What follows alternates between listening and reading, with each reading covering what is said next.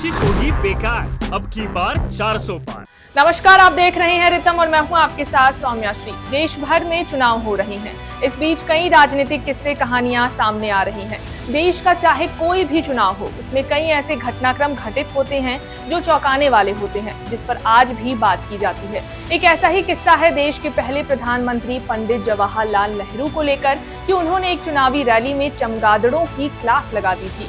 गुस्साए नेहरू ने चमगादड़ों को ही डांट दिया था, जिसके बाद चारों तरफ यही बात की गई थी कि क्या नेहरू पक्षी और जानवरों से भी बात कर सकते हैं। है ना चौंकाने वाली बात। आप देख रहे हैं किस्सा लोकतंत्र का और आज के इस एपिसोड में हम इसी कहानी के बारे में जानेंगे। ये बात है देश के पहले आम चुनाव की। देश की आजादी के समय जहां हर राजनीतिक दल एक होकर काम कर रहा था, वहीं देश की आजादी होने के बाद आपस में सभी राजनीतिक दल प्रतिद्वंदी बन गए थे।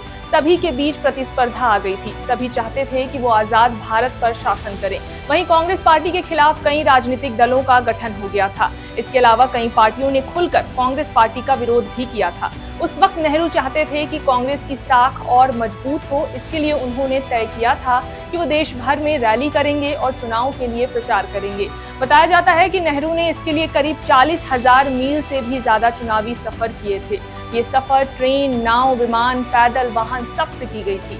नेहरू का मकसद था कि वो देश के ज्यादा से ज्यादा लोगों से मिल सके। फिर क्या था, इसी कड़ी में पंडित नेहरू एक दिन फतेहपुर के खागा पहुंचे। यहाँ उन्हें जनसभा को संबोधित करना था। खागा के पक्का तालाब में विशाल मंच बनाया गया था।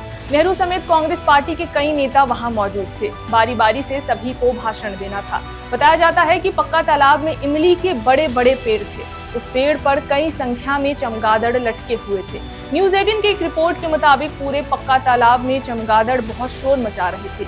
इधर से उधर आकाश में उड़ रहे थे, क्योंकि मैदान में काफी भीड़ थी, जिसकी वजह से चमगादड़ भी असहज हो गए थे और आकाश में आवाज कर रहे थे। इधर इसकी वजह से नेता भी काफी परेशान थे, लेकिन जनसभा पहले से ही फिक्स्ड थी, इसलिए इसे टाला भी नहीं जा सकता था। इसलिए जैसे तैसे सभी नेताओं ने एक एक करके भाषण देना शुरू किया।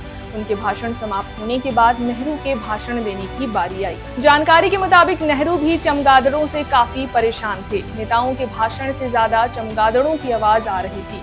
नेहरू जैसे ही मंच से बोलना शुरू करते हैं, भाइयों और बहनों, वैसे ही चमगादड़ और जोर जोर से चिल्लाने लगते हैं। ऐसे में नेहरू को बोलने में हिचकिचाहट होती है। वो कुछ सेकंड के लिए रुक जाते हैं और फिर अपने दोनों हाथों को जोड़कर वो चमगादड़ को संबोधन करते हैं और कहते हैं कि प्लीज कीप साइलेंस, मैं बहुत दूर से अपनी बात कहने आया हूँ। पहले मैं अपनी बात कह लूँ, फिर आप अपनी बातें कह लीजिएगा। नेहरू के इतने बोलते ही पूरे मैदान में ठहाकों की गूंज उठ जाती है। हर कोई हंसने लगता है। नेहरू जिस अंदाज में चमगादड़ों की क्लास लगाते हैं, उससे सारे लोग चौंक जाते हैं। नेहरू के इस अंदाज को लोग पहली बार देख रहे होते हैं, तो वो इस पर खूब हंसते हैं। गौर करने वाली बात यह थी कि नेहरू की इस तरह से चमगादड़ों को डांटने के बाद चमगादड़ भी सहम जाते हैं। शांति से एक जगह पेड़ पर लटके रहते हैं। कुछ देर के लिए चमगादड़ों की आवाज भी नहीं आ रही होती है। तब वहां मौजूद कई नेता भी चौंक जाते हैं कि क्या नेहरू पक्षी और पशुओं से भी बात कर सकते हैं। नेता इस सोच में पड़ जाते हैं कि आखिर नेहरू की बात चमगादड़ों ने कैसे मान ली। वहीं इसके बाद नेहरू आराम से वहां बैठी जनता को संबोधित करते हैं और अपना भाषण पूरा करते हैं।